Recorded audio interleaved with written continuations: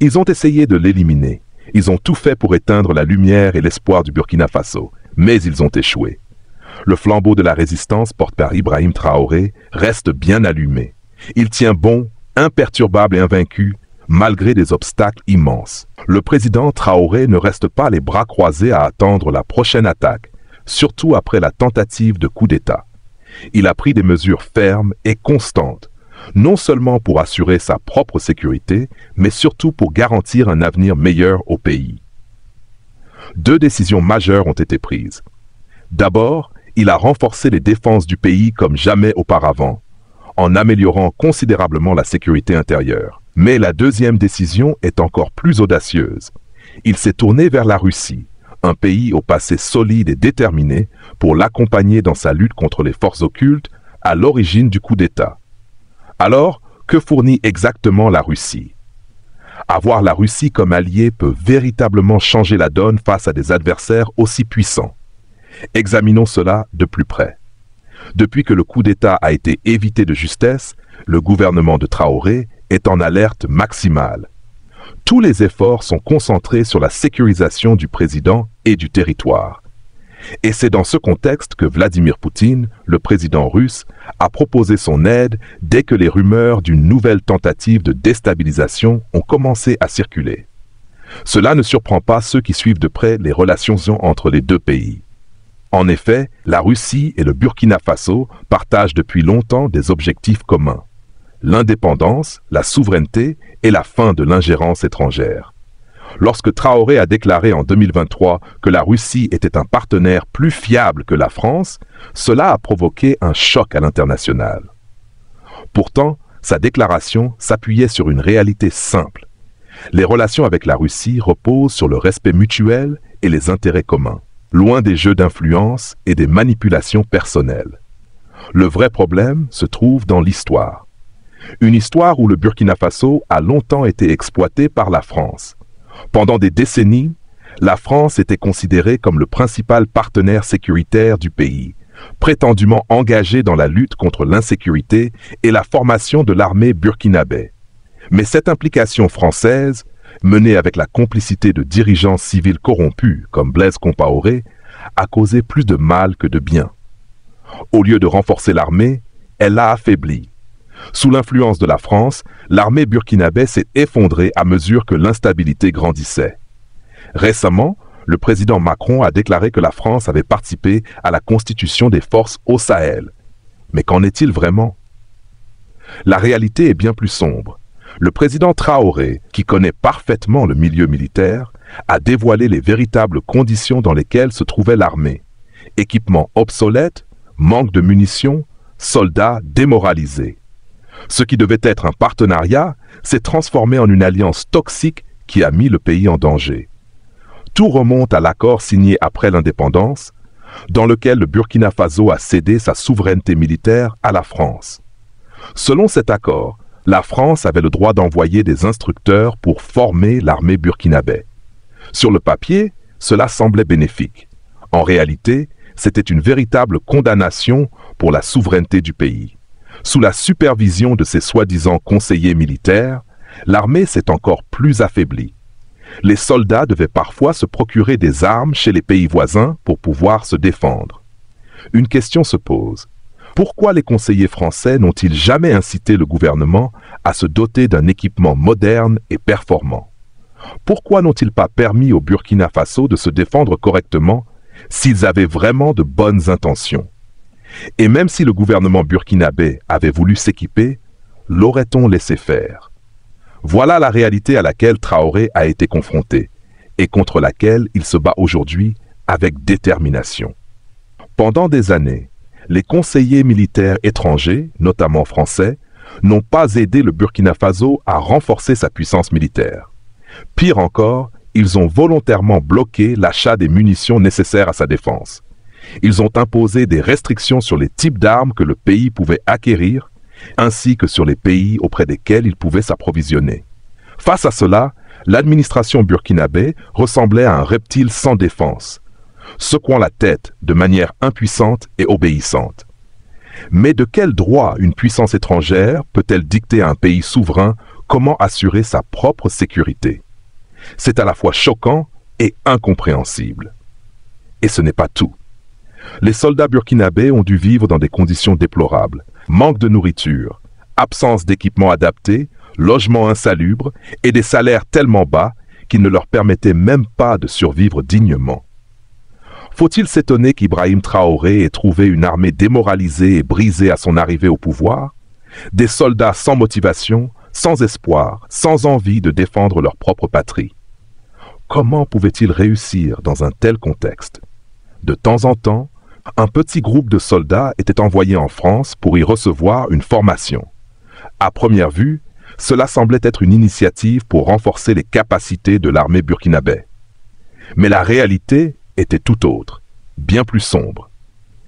Ces formations ne se limitaient pas aux techniques de combat modernes. Ces soldats étaient aussi formés pour servir d'espions au service de la France. Au lieu de développer une loyauté envers leur propre pays, ils étaient conditionnés à rester fidèles à l'ancienne puissance coloniale. Beaucoup de ceux qui ont semé le désordre au Burkina Faso sont passés par ces centres de formation en France.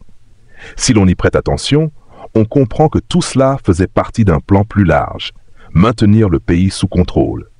Une stratégie bien pensée qui visait à garantir la dépendance continue du Burkina Faso envers la France, notamment en gardant une armée sous contrôle via un gouvernement fantoche.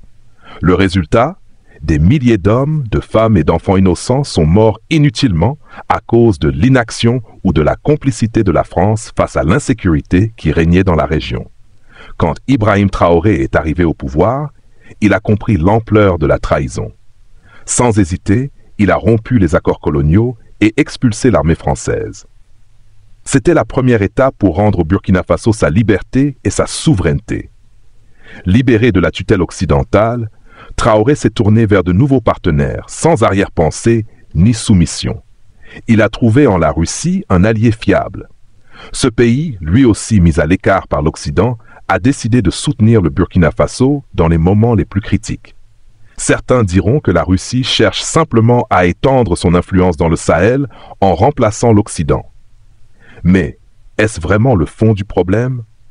Ou s'agit-il plutôt d'un partenariat fondé sur la nécessité, sur la volonté commune de rejeter la domination étrangère? Même si les deux peuvent être vrais, les critiques oublient souvent des faits essentiels. D'abord, la Russie n'a jamais colonisé le Burkina Faso, ni aucun autre pays africain. Contrairement à la France, elle ne porte pas le poids d'un passé colonial. Elle ne voit pas le Burkina Faso comme un territoire à exploiter, ni comme une arrière-cour stratégique. La Russie ne vient pas avec une mentalité de maître, mais avec l'idée d'un partenariat d'égal à égal. C'est une différence fondamentale. Le monde a changé. À l'heure de la mondialisation, aucun pays ne peut vivre replié sur lui-même. Mais comme on l'a vu avec l'Occident, le vrai problème apparaît quand les alliances sont déséquilibrées, basées sur la domination d'un côté et la dépendance de l'autre. La Russie, elle, propose une coopération basée sur des intérêts communs. Et comme elle n'a pas de passé colonial, elle n'aborde pas l'Afrique avec arrogance. Sa relation avec le Burkina Faso repose sur l'égalité. Ensuite, contrairement à la France, la Russie n'a pas un besoin vital des ressources africaines.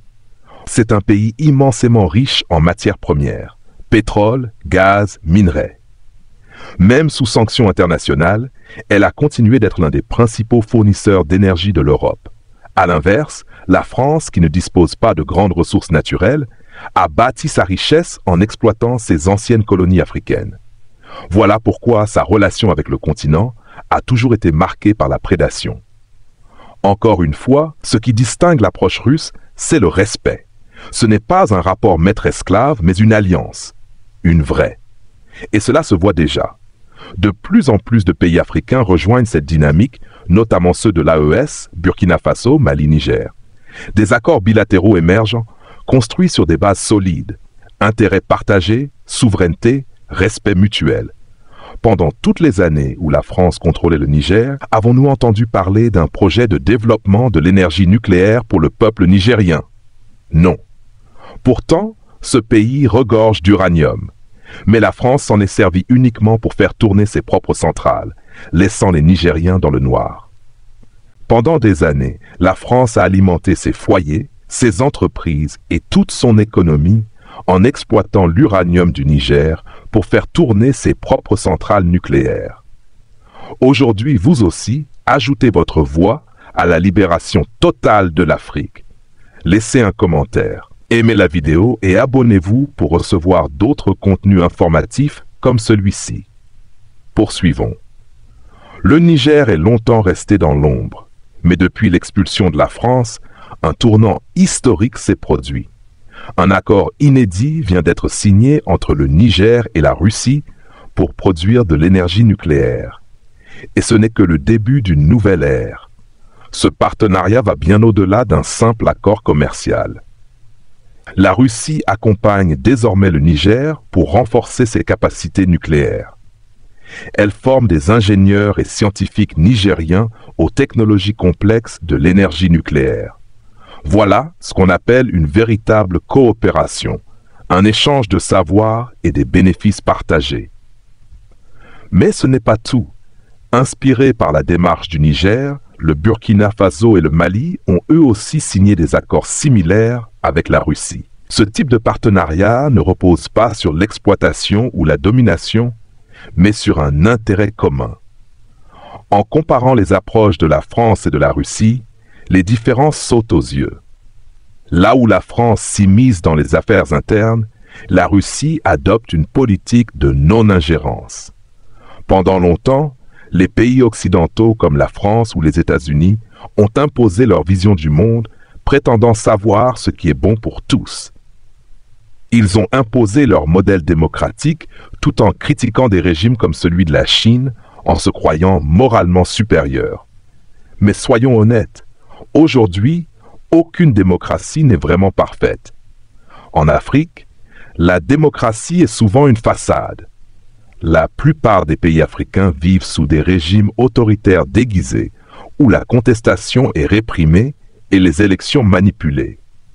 Dans ce contexte, les appels occidentaux à la démocratie sonnent creux. La Russie, elle, ne cherche pas à imposer son système. Elle respecte les choix souverains des nations africaines. Contrairement aux pays occidentaux, qui conditionnent leur aide à des critères stricts, la Russie propose une coopération simple, fondée sur des avantages réciproques, sans tentative de contrôle. Prenons l'exemple des prêts. Les pays africains qui souhaitent obtenir des fonds de la Banque mondiale ou du FMI doivent satisfaire à des conditions imposées par l'Occident. Sinon, l'aide est bloquée. C'est exactement ce qu'ont vécu les pays de l'AES, comme le Burkina Faso.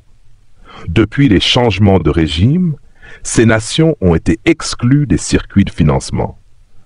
Tant qu'elles ne reviennent pas à la démocratie version occidentale, aucun prêt ne leur sera accordé. Ce n'est pas une aide, c'est du chantage. Face à cela, la Russie et la Chine optent pour une politique de respect des souverainetés. Elles ne dictent pas la conduite à suivre. Leur logique est claire. Si le partenariat est bénéfique aux deux, on avance, sans manipulation ni agenda caché. Cette vision tranche nettement avec celle de l'Occident. C'est pour cela que nous pensons que la Russie est un partenaire plus fiable que la France. Et c'est aussi pourquoi nous soutenons le président Ibrahim Traoré.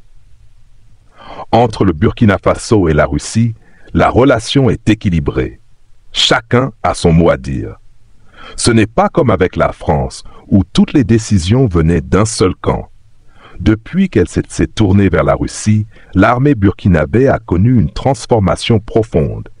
Elle peut désormais se procurer l'équipement dont elle a besoin sans dépendre de l'approbation d'une autorité étrangère. En seulement 2 ans, le Burkina Faso a repris 10% de son territoire précédemment occupé par les groupes terroristes. C'est une avancée majeure.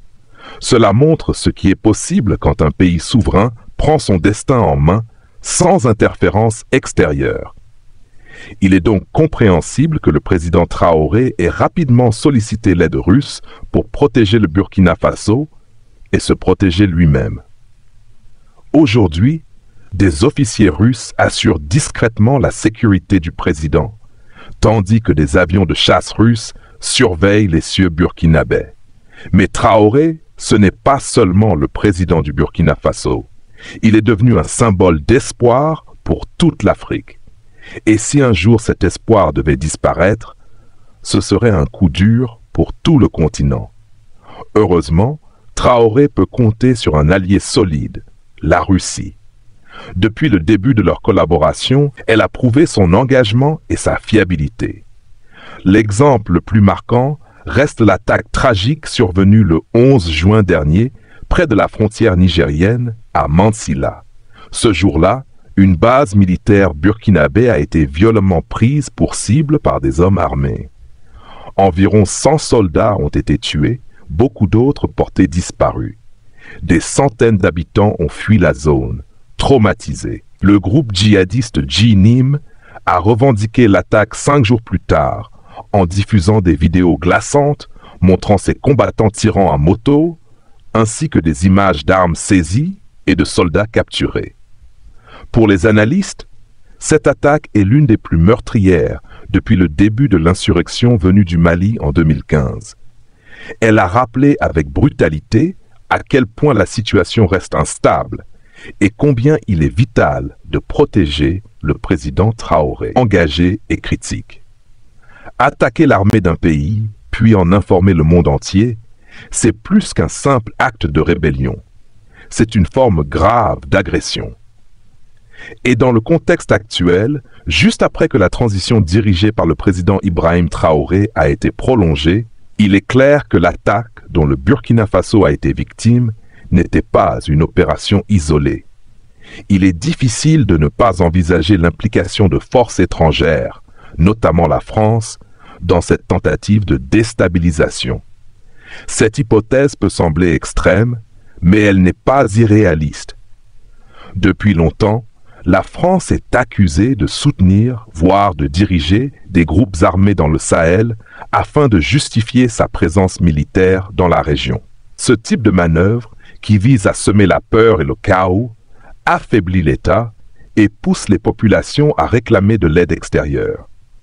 Le président Traoré lui-même l'a dénoncé. En s'attaquant à l'armée burkinabé, l'objectif était clair, éroder l'autorité du président et faire croire que son gouvernement est incapable d'assurer la sécurité. Ce récit vise à rendre inévitable le retour de forces étrangères pour stabiliser le pays. Mais un événement encore plus inquiétant s'est produit le lendemain de cette attaque. Le 12 juin, vers 15 heures, des tirs ont éclaté près du siège de la télévision nationale RTB à Ouagadougou, non loin du palais présidentiel où se tenait une réunion du Conseil des ministres. Des voitures criblées de balles, des impacts visibles et un projectile ayant touché la cour de la RTB ont été retrouvés. Même si seulement 2 personnes ont été légèrement blessées, prises en charge par les services de santé présidentiels. Le message était sans équivoque. Cette attaque visait le cœur du pouvoir, la stabilité du pays. Tout porte à croire qu'il s'agissait d'une tentative échouée de renverser le président Traoré, probablement orchestrée de l'extérieur. Mais au lieu de céder à la panique, le Burkina Faso a reçu un soutien solide, notamment de la Russie. Le ministre russe des Affaires étrangères, Sergueï Lavrov, a rapidement affirmé que son pays continuerait à soutenir le Burkina Faso et le président Traoré. Lors d'une conférence à Moscou, il a rappelé que des instructeurs russes forment déjà les forces burkinabées et que leur nombre allait augmenter. De plus, la Russie s'est engagée à fournir davantage de matériel militaire pour renforcer la sécurité du pays. Lavrov a aussi salué la position neutre du Burkina Faso dans le conflit russo-ukrainien. Mais c'est surtout son message de fond qui a marqué les esprits. La Russie est prête à aider le Burkina Faso à résister à toute tentative de domination néocoloniale. La réponse russe ne s'est pas fait attendre. Selon des sources diplomatiques africaines, 2 avions transportant des instructeurs russes ont atterri au Burkina Faso après l'attaque du 11 juin. Ces avions venaient du Mali, autre allié proche de Moscou.